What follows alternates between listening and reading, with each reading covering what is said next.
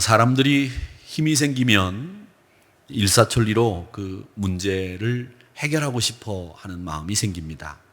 내게 힘이 있으니 이 정도 문제쯤이야 내가 해결할 수 있지. 그러니까 이렇게 저렇게 이 문제를 내가 해결하리라.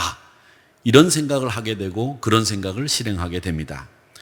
마치 장애물이 사라지고 어려움이 없어지면 모든 것이 다 해결되었다고 하는 착각을 하기 때문에 이런 생각들을 하는 겁니다. 그런데 여러분, 우리 자신이 변하기 위해서는 때로는 실패도 경험해야 되고 때로는 고난도 겪어야 합니다.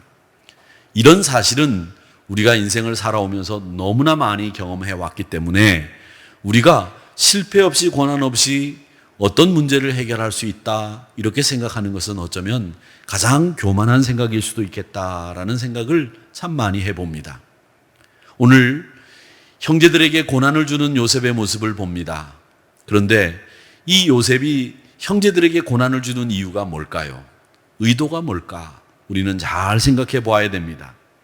형제들에게 이렇게 고난을 주는 요셉의 의도를 오늘 이 말씀을 통해서 우리는 깊이 생각해 보는 시간을 갖기 원합니다. 먼저 이 요셉은 3일 후에 형들을 옥에서 불러냅니다. 그리고 형들에게도 자신도 이스라엘 백성의 하나님 여호와를 경외하는 사람이라고 자기의 정체를 밝히면서 그들의 공감을 얻어내는 말씀이 18절의 말씀에 기록되어 있습니다. 애굽 총리가 자신들과 같이 하나님을 경외하는 백성이라고 하는 말에 이 형제들은 아마 크게 놀랐을 겁니다.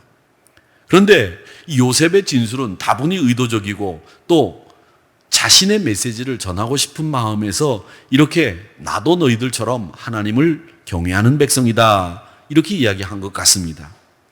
이방인인 나도 그 메시지가 이방인인 나도 하나님을 두려워하는데 하물며 하나님을 믿는 너희들은 더더욱 하나님을 두려워하고 경외해야 될 것 아니냐.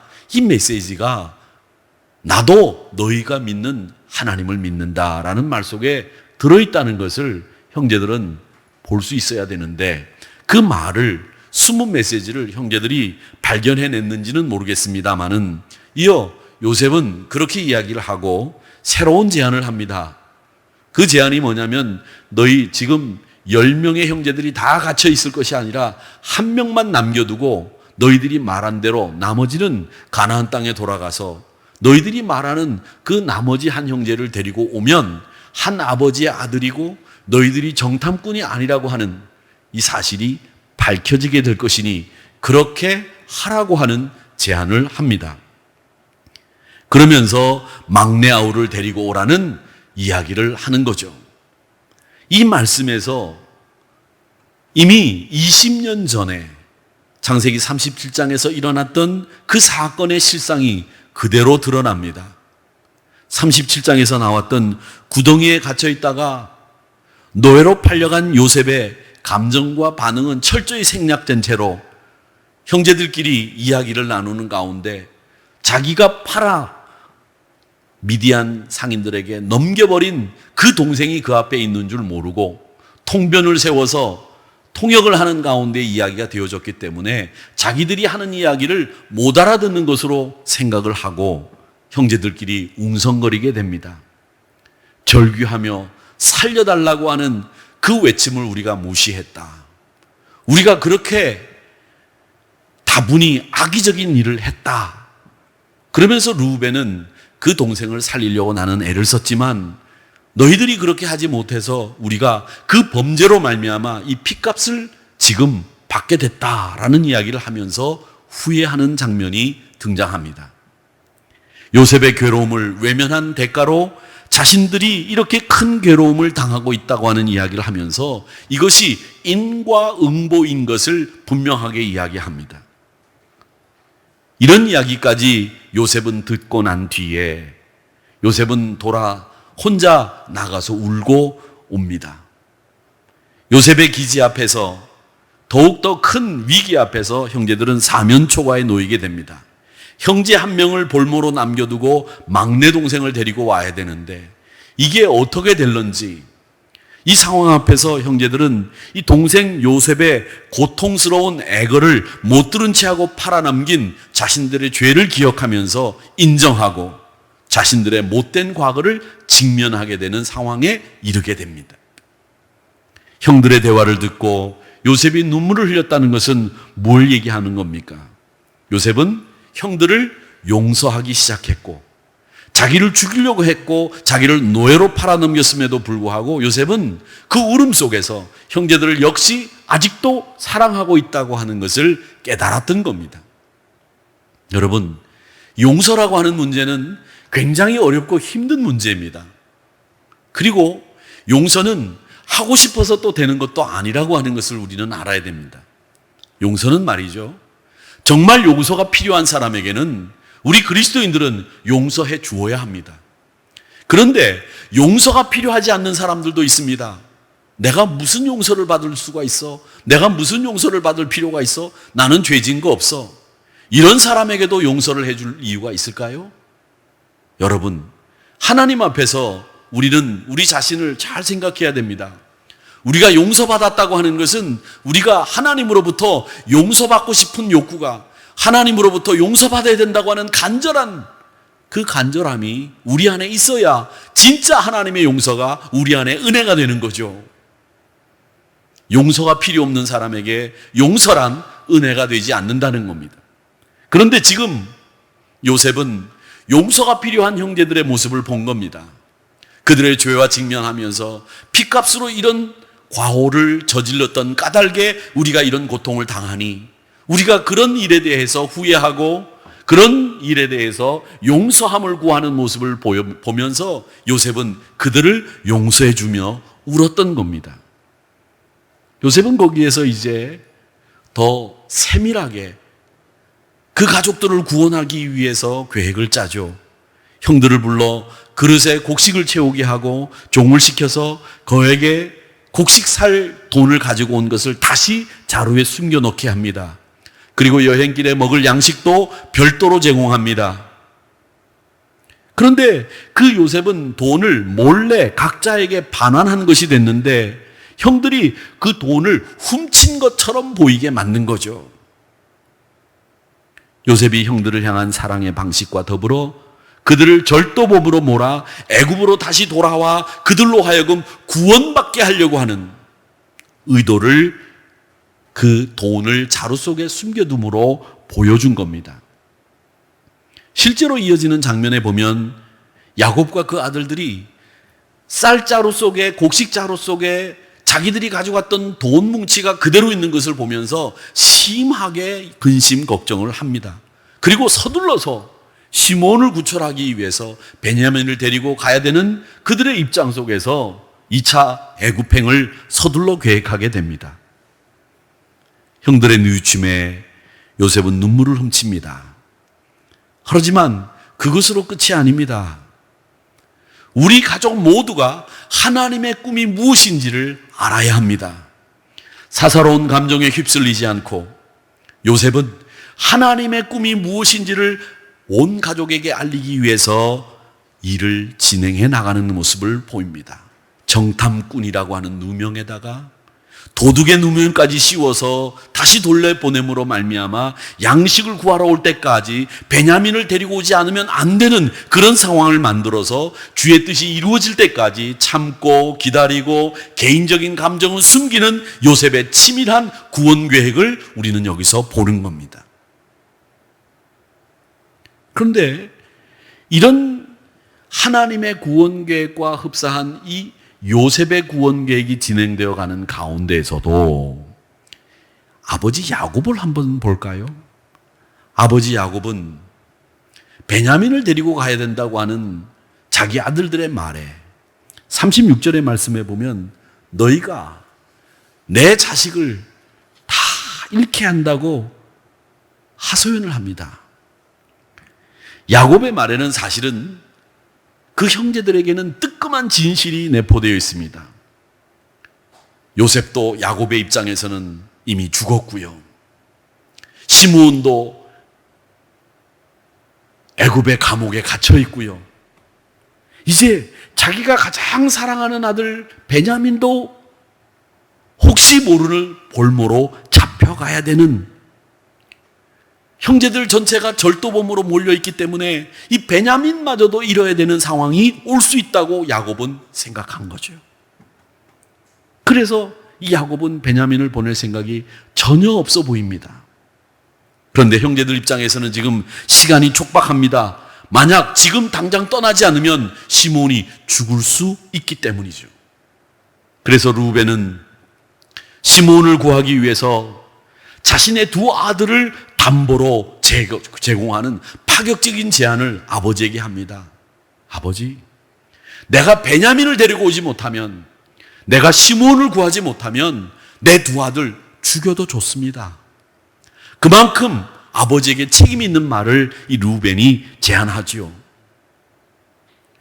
이 형제들을 위해서, 가족을 위해서 아들 둘마저도 내어놓는 이 르우벤의 희생의 모습이 우리에게 보입니다.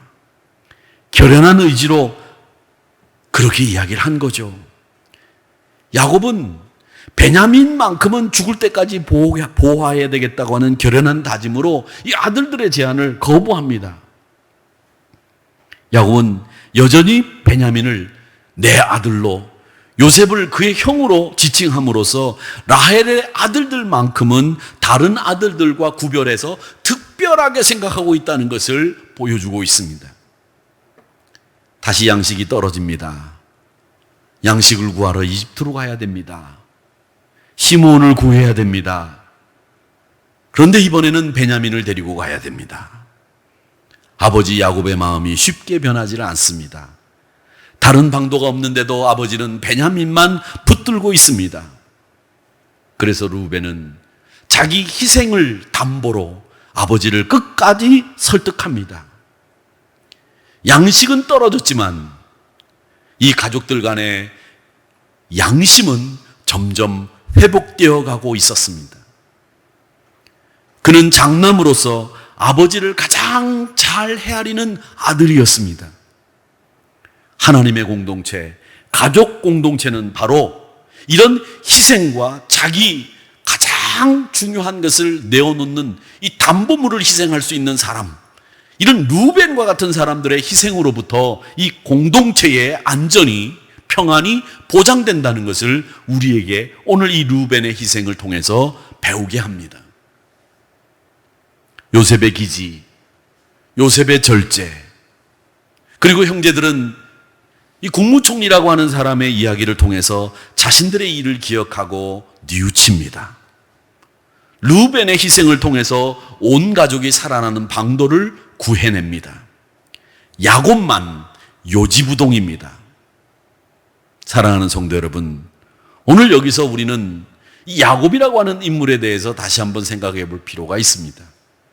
끝까지 자기가 집착하고 있는 그 부분에 대해서만큼은 변하지 않으려고 하는 고집스러운 모습, 이것이 우리들의 모습이 아닌가.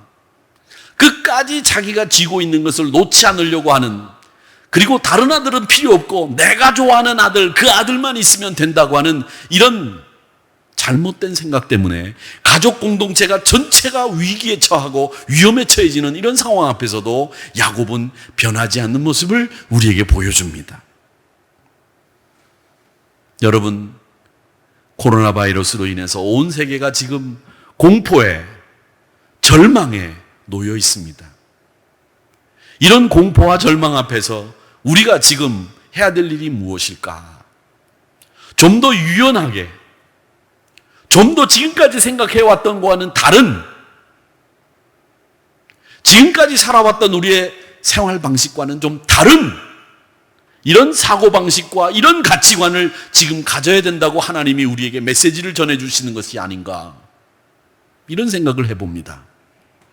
주님이 왜 우리를 이렇게 꽁꽁 묶어두셨을까? 주님이 왜 우리를 영상으로 만나게 하셨을까? 이런 것에 대해서 우리가 좀 더 내 자신에 집착하고 있고 고집스러운 부분들을 좀 내려놓고 생각해 볼 수 있는 여유가 우리에게는 있는 것일까?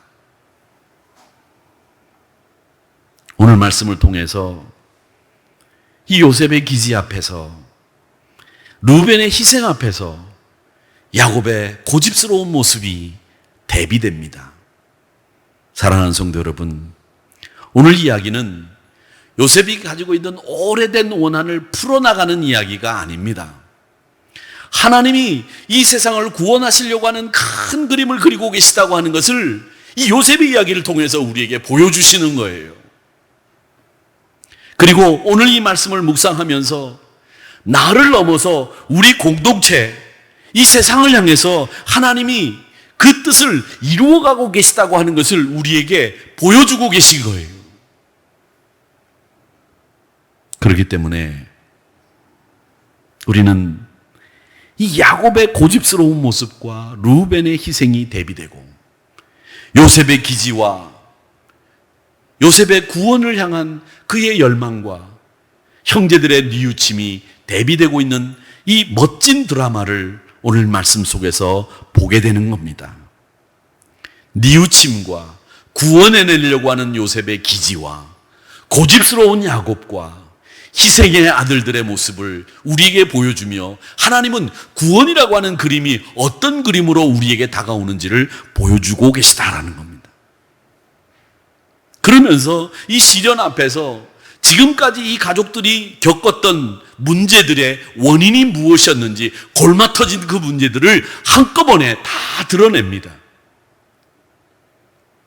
아들이 볼모로 잡혀 있음에도 불구하고 그 아들을 구하려고 노력하지 않는 아버지, 자기가 애착을 가지고 집착을 하고 있는 그 베냐민이라고 하는 아들에 대한 그 고집을 버리지 않는 아버지, 두 아들을 담보로 내놓는 루벤의 희생, 이런 얽히고 설킨 이 실타래를 푸는 이 이야기 속에서 우리는 여러 가지 많은 생각을 하게 되면서 하나님의 구원의 계획을 우리는 머릿속에 그려보게 되는 겁니다. 부디 빌기는 이 말씀을 통해서 우리 교회가, 우리 가정이, 우리 공동체가 안고 있는 골마 터진 문제가 무엇인지 그 문제를 한번 다시 생각해 볼 수 있는 기회가 되기를 바랍니다. 또한 내가 야곱처럼 지금 아직도 집착하고 있는 이 문제 앞에서 노인받지 못하고 자유하지 못하고 끝까지 자기의 문제, 자기의 고집 이것을 주장하고 있는 것은 아닌지 유연하게 온 가족을 구원하기 위한 요셉의 기지를 우리가 배우기를 원하고 가족을 구원하기 위해서로 자기가 가장 아끼는 두 아들마저도 내놓는 루벤의 희생을 배우면서 우리가 오늘 이 말씀 속에서 큰 지혜를 얻는 이 아침 시간이 되기를 주님의 이름으로 축원합니다.